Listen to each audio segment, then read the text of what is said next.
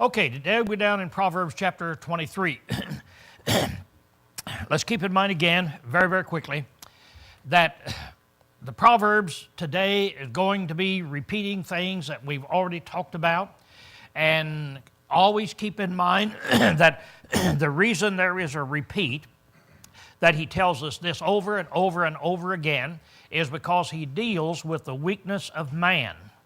And the book of Proverbs is to try to teach us that if you will do these things, you're going to live as happy a life on earth as it is possible to live. If you don't do these things, there are going to be a lot of problems that you're just going to bring in upon yourself. And so there's two lessons I think we should take from Proverbs, and that is the purpose. If you do these things, you will live as happy a life as you can possibly live. And when you study them, it says certain things over and over and over again, and the reason for this is emphasizing these are your big, dangerous things. So now, as we start out in chapter 23, verse 1, he said, When thou settest to eat with a ruler, consider diligently him that is before thee, and put a knife to thy throat, and be not desirous of his dainties. And if thou be a man given to appetite, be not desirous of his dainties. Now, first of all, what this teaches us is just really good manners. Now, when you talk about good manners, you say, what does that have to do with happiness? Well, if we do not have some of these manners at an appropriate time, it's going to make us look like a slob. It's going to cause us to lose respect for the individuals in front of us. And so the fact of the matter is that if we sit down at a king's banquet, if we're honored enough to be invited to a luscious meal like that, be really careful and conduct yourself properly in front of these individuals. Now, if you want to be happy, that's what you do. If you want to be invited back, that's what you do. And if you don't, then there's going to be repercussions of it. But that's not the big thing that this verse teaches us here. That is one of the lessons that we've got. But the big thing is, he goes ahead and he says, Now, be not desirous of his dainties, seeing they are deceitful food. Weary not thyself to be rich, cease from thine own wisdom. Wilt thou set thine eyes upon that which is not? So now here's what he's going to be talking about. He's going to be talking about riches. That as you look at these things and you sit down at the table of a rich person, now you watch yourself and you behave, and don't you just jump in and start eating like Scott and I eat, two pigs, just, start putting it in, but be careful. Now, he said, the reason for that is, think about it in this way. Don't be desirous of his dainties. Don't look at this and say, boy, this is rich food, and this is really something, and I want this, and here's riches, and so you're looking at riches, and so you get your mind back on riches again. Okay, for the 500th time, we come back to these things that he mentions over and over and over again. How many times has he mentioned money? How many times has he told us something about money? About our attitude toward wealth? How many times has he compared wealth to wisdom? How many times has he warned us about this physical wealth? Now, when we ask ourselves, why does he do that over and over and over and over again? Why does he do that? All of us will have to sit back and say, well, that is a common weakness of man. This is something that all people go through. All people want this. And you have to work really, really hard in order to bring yourself under control as far as wealth is concerned. You have to bring yourself under control and put it in proper perspective. What is it really worth? What is wealth really worth? Because when we look at it, we say, oh boy, if I had this, I could. And then we think about all the things we could have and all the places we could go, all the happiness that would be showered upon us. And we lose the real, true meaning of wealth and what it really is. So now, again, for the 100th time, he's going to tell us something about wealth that we all need to understand. He says, now, I'm going to start reading here again in verse 4. He said, weary not thyself to be rich, cease from thine own wisdom. Don't look at it as though you know what you're doing, that in your wisdom you see this wealth that is there. By the way, when we get down to the last chapter, the Proverbs is going to tell us how much wealth you should have. And we'll not get into that today. But it's going to tell us the right amount so that you can see this. Then you can measure yourself and you can say, well, where do I fit into this pattern right here? But he said, now don't walk according to your own wisdom in this. Set not thine eyes upon that which is not.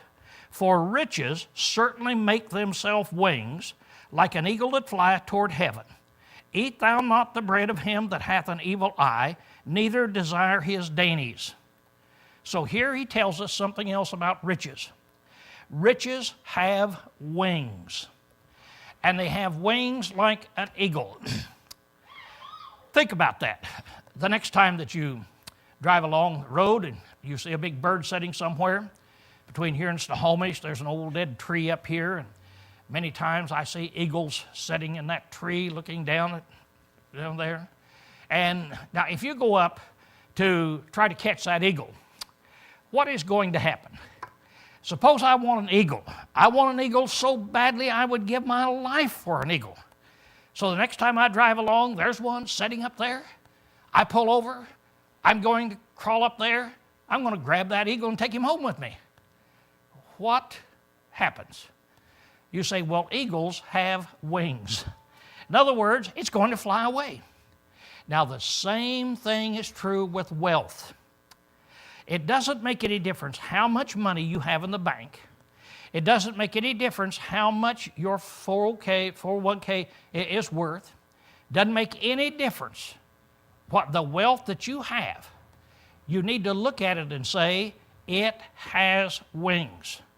It can just fly away so that all of a sudden, without us ever realizing, it's gone.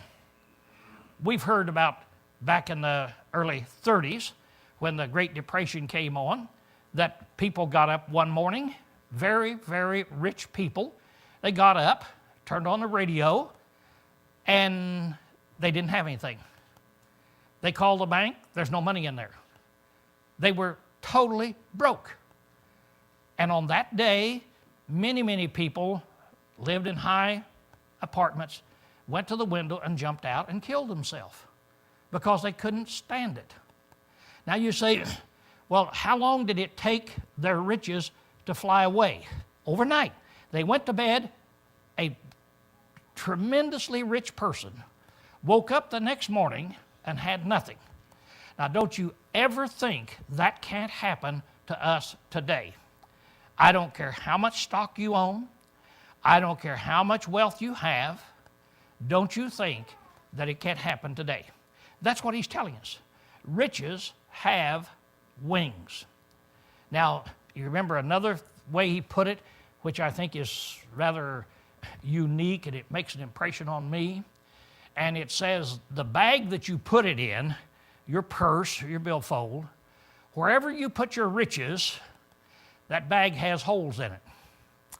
So if you could just imagine that here it is, I'm a tremendously rich man. I have my bag, my backpack, if you want to say it, packed full of money. It's just packed full. I have enough to last me for I don't know how long. And so I'm going through life just as happy and secure as I can be. And as I go through life, the money just trickles out behind me. And I said, that is what wealth is like. So he's warning us and telling us, keep that in mind. Keep that in mind. And I was again to keep in mind, this is something that all of us have to wrestle with all the time. Now he says that we're not to look here at these rich people in this way with this envious eye and so forth. In verse 7, for as he thinketh within himself, so is he. He said, eat and drink, saith he to thee, but his heart is not in thee. I merely read that to show you that this verse, tremendously big verse, perhaps the biggest verse in all of Proverbs, is what we just got through reading. But it's right in the middle of riches. Now, we generally take it out, and that is, here's what we take out. For as he thinketh within himself, so is he. Or as a man thinketh in his heart, so is he. Now that verse, that statement is so big. Man has studied that from the beginning, and we can't even begin to comprehend it. The more we learn about psychology, the more we learn about the mind and the body, the more we learn about what composes a human being, the more this verse just comes out before us. That really what it is as a man thinketh, so is he. That's the kind of a person you are. You're not the kind of a person you act like you are. We can all put on a front. We can all act. But you're the kind of person, the way you think.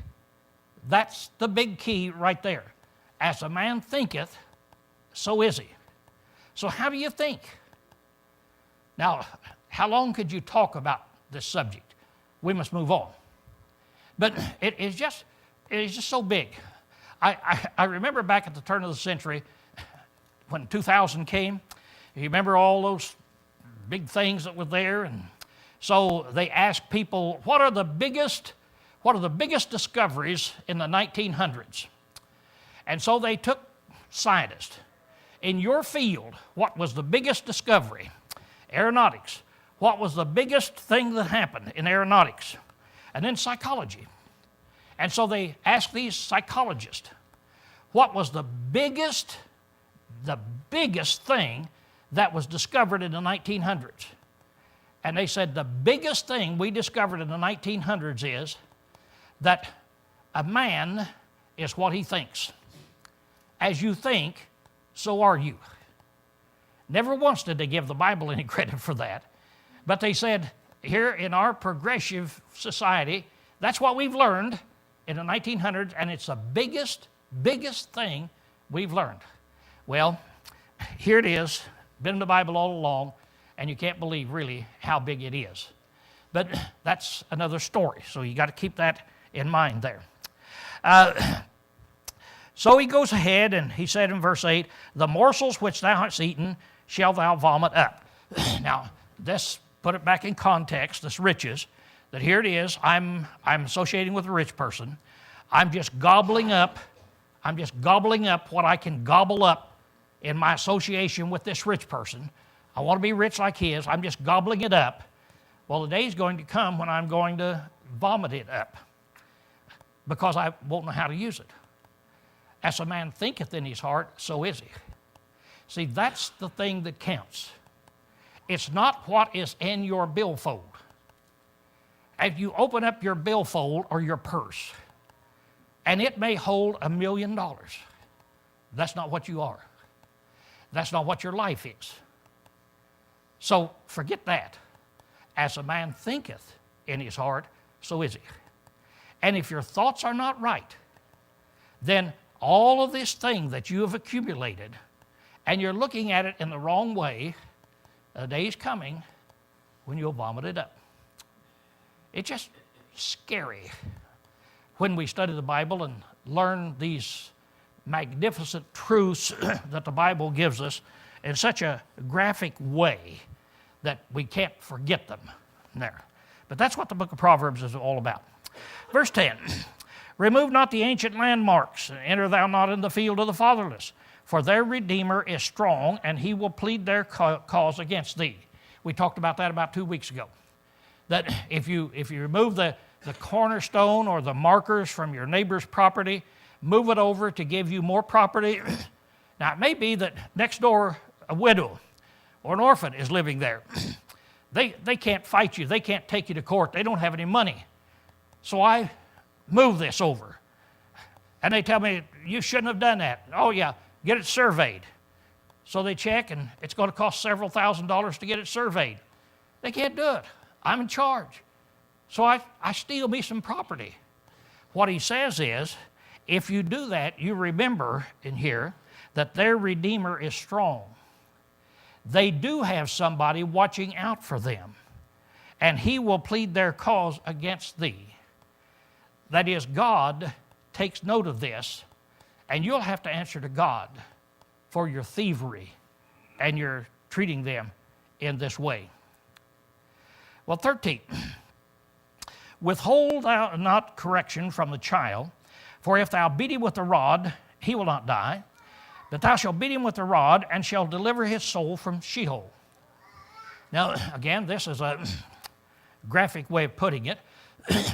First of all, when it says, if thou beat him with a rod, we in this generation have had so much liberal ideas pointed out that parents, when they spank their children, they're beating their children, and they're teaching their children violence and so forth.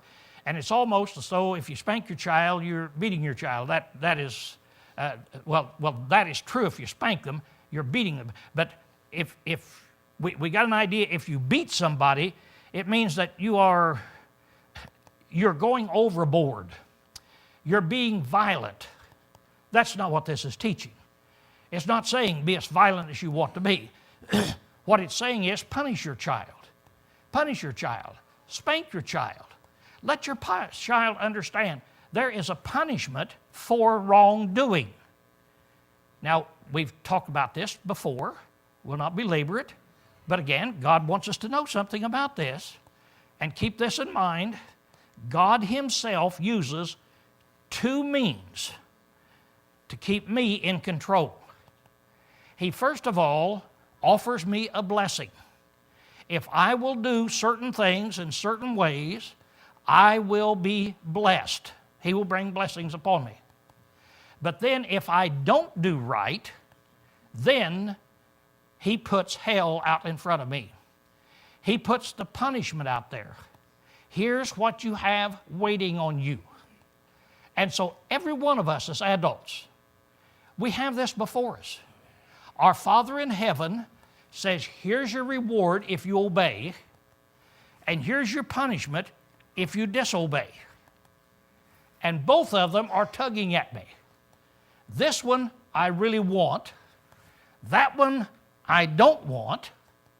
And both of them are crying out to me and saying, obey God. And that's what will make you obey God, is that positive reward and that negative punishment. And so with a little child, that needs to be set before them. They need to understand that that is God's plan. So he said, if you do that, you can deliver his soul from Sheol, or that is destruction. That if we just let them run wild, do what they want to do, every child is going to do bad stuff. I mean, that's just the way it is. And by the way, that's the same way we are as adults. If there's no reward and there's no punishment, what do? We do what we want to do. Well, what happens when you do what you want to do? You cause problems because you infringe upon other people. And so he's telling us, treat your child that way. Well, it's an interesting thing in here that he goes ahead talking about a son.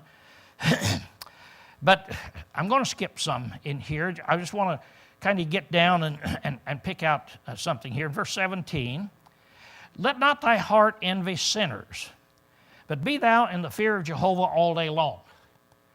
Again, the Psalms and the Proverbs constantly talk about this. Don't envy sinners.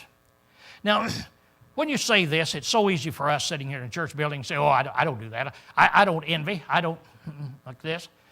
Let me ask you, Have you ever looked at a rich person and have you ever envied what they had?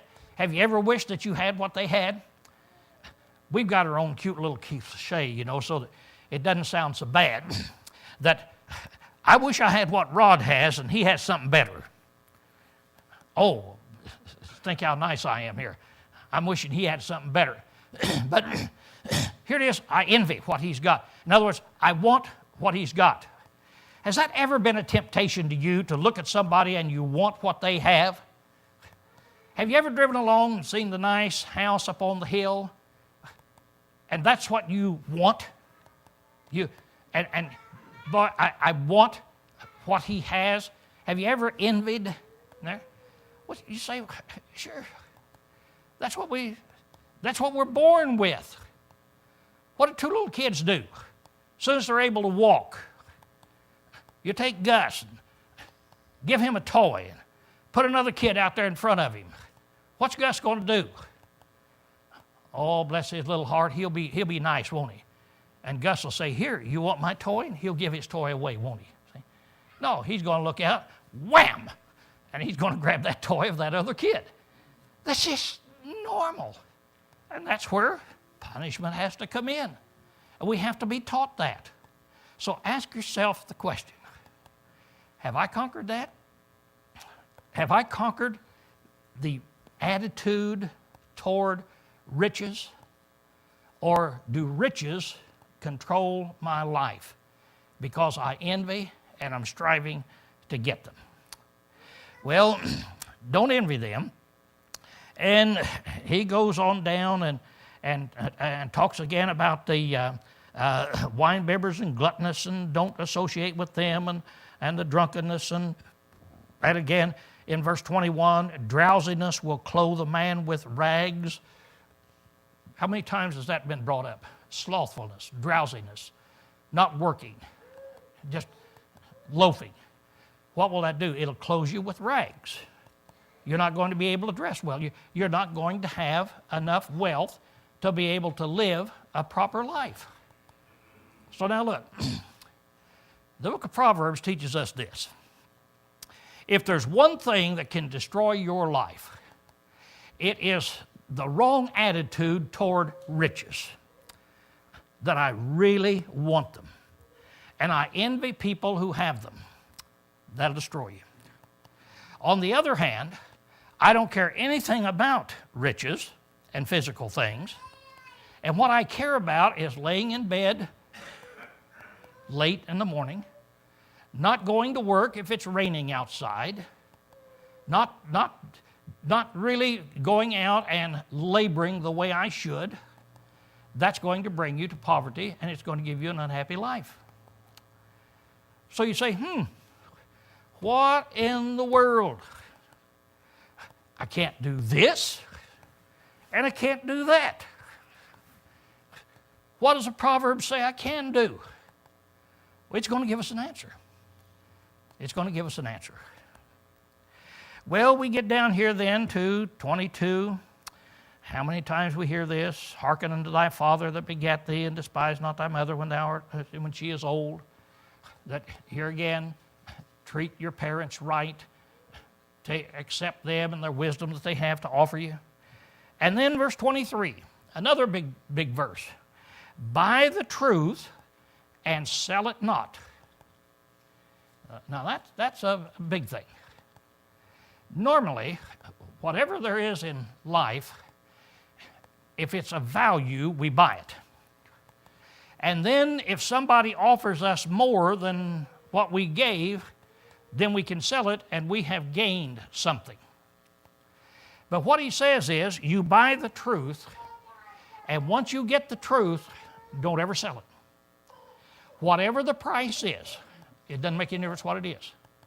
If you have the truth, don't ever give up the truth for your family, for your government, it doesn't make any difference what it is. Don't ever give up the truth. Buy the truth and sell it not. Stand by it. Be firm. Be immovable. Don't ever give up the truth. Now, here's another interesting thing. That's the one that we generally quote, and that is true. But then he tells us there's some other things we can throw in there too. There's 2 or 3 other things that we need to say. I'm going to buy it, I'm going to get it, and I'm not going to give it up. He said, yea, wisdom and instruction and understanding. So here's something else. I buy the truth, I'll never give it up. I glean wisdom, I'll never give it up.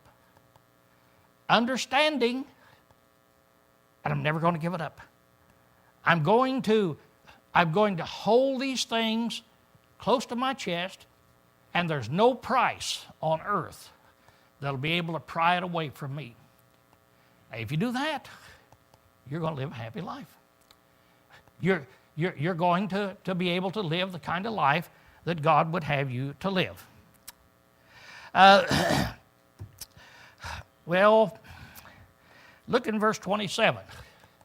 How many times has this been brought up? Again and over again. The reason I say this. He says, for a harlot is a deep ditch, and a foreign woman is a narrow pit. Yea, she lieth wait as a robber, and increased the treacherous among men. So, what's some of the dangers? Remember we talked about, you got a handful of things. We talked about the book of Proverbs. Let's say you've got 200 things, 250 things. If you do these things, you'll live as happy a life as you can possibly live. Then you narrow it down, and there's a handful of things that it talks about over and over and over and over and over again. Because these are things that God knows that man is tempted with. And these are things that cause people to falter. And how many times has the sexual sin, the strange woman, come into play? We see it all the time. We've just seen it on TV here, that these 2 great mighty men fallen because of this one thing here. But now, as we look at these 2 guys, will we learn a lesson? Will people in America say, boy, I look at that and I see now what's happened to Arnold Schwarzenegger and this other guy, and boy, I'm not going to do that. Do you suppose our sexual sins now in America is gone? No. No. They're too strong. They're too strong. We keep holding on to them. That's why it's over and over and over and over again he tells us about these things. Then he warns us again about strong drink. That here it is that he said, who hath woe, and who hath sorrow, who hath contentions, and complaining, and wounds without cause, who hath redness of eyes? Well, he said, it's they that tarry long at wine, they that go to seek out mixed wine. Look not thou upon the wine which is red, or sparkleth in the cup. So this again is what causes people to fall. So be careful of it. All studies show that about 1 out of 10 Americans, about 10%, have the tendency to be an alcoholic. And if they take a drink, they're going to become an alcoholic. Oh, I know there are a lot of people say, oh, I don't believe that. I don't believe that at all. You would if you walked in my shoes. If you had a grandpa that was a drunk like mine, if you had a dad that drank like mine, if you had an uncle that drank like mine, if you had another uncle that they pulled off of the streets in Casey, Illinois, and put his name in the paper, you'd start thinking about it. If you had a brother like mine, and you say, boy, you have a lot of alcoholics in the family?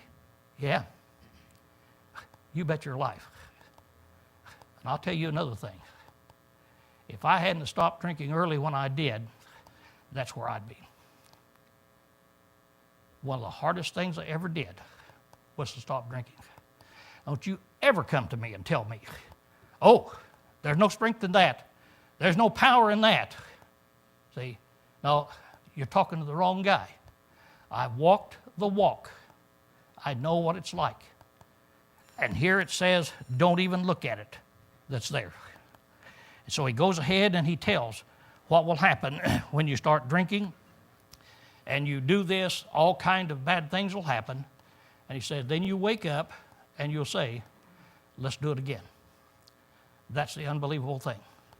And that's what leaves people saying, why would you go back and do it again? There's the problem. And the Bible warns us about that. Okay, class dismissed.